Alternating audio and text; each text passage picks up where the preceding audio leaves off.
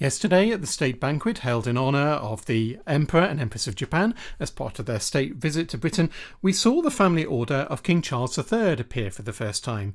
Her Majesty the Queen was wearing her husband's family order with his portrait on her left shoulder above the family order of her late mother-in-law Queen Elizabeth II.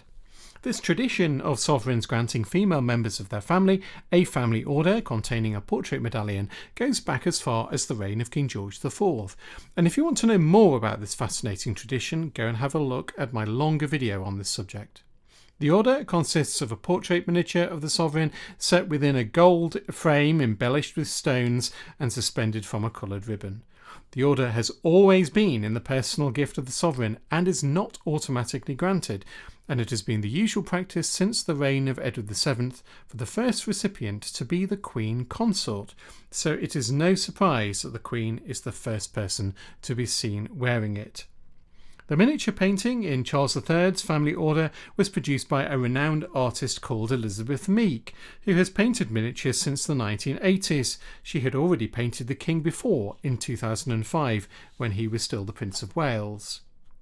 In the past, it has been traditional for these miniatures to be painted on ivory, but new ivory is of course no longer produced, so Meek has painted the portrait, as many modern miniaturists do, on a relatively new material called polymine that has many of the same qualities as ivory and is a good ground for miniature painting. Made of a polymer, it is translucent, ivory coloured and smooth surfaced, and is a stable and chemically inert material, which means it won't degrade over time. It's a very sensible choice. The portrait, painted in oils, is based on Hugo Bernard's official photo of the King taken in 2023.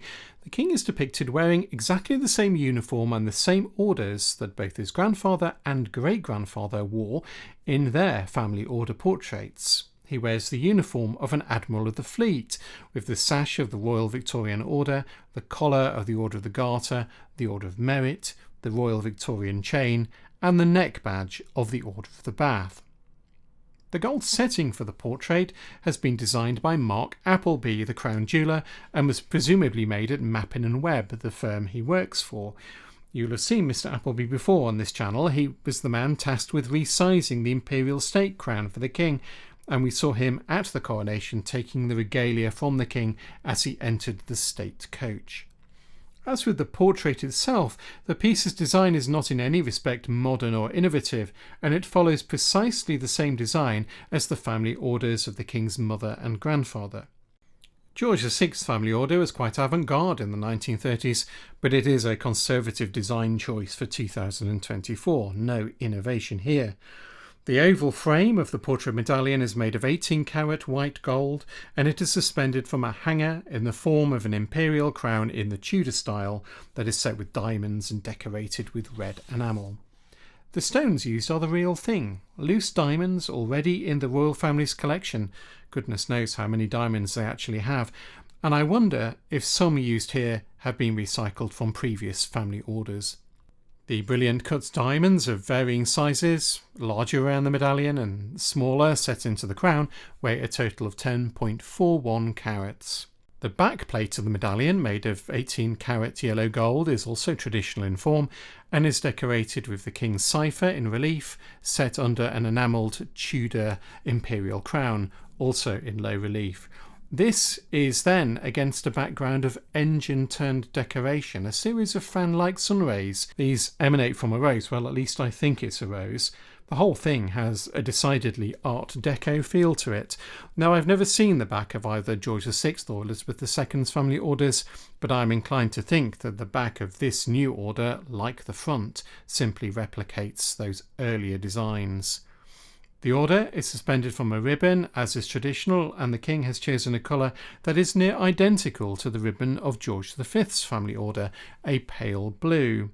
We understand that the King chose this colour himself, and I think it's rather a nice touch and a nod to continuity, as his mother was the last living recipient of King George V's order.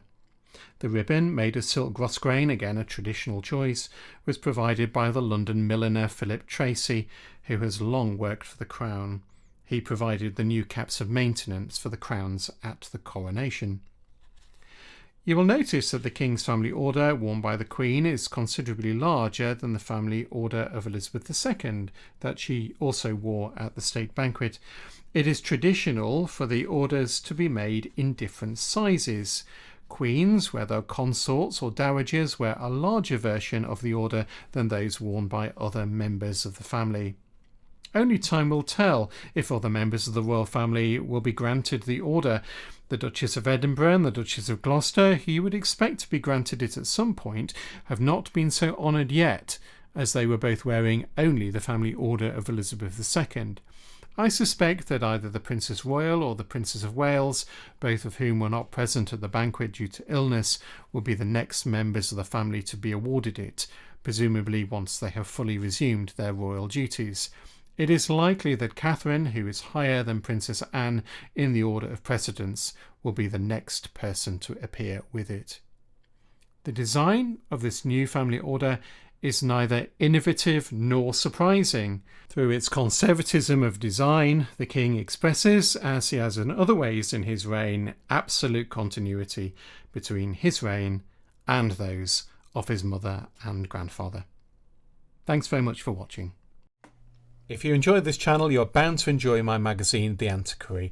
Published every month, it is a labour of love for me, and in it I explore some of the more obscure aspects of our shared history, all beautifully illustrated in full colour. It ships across the world, is offered in print and digital format, and readers give it 5 stars on Google.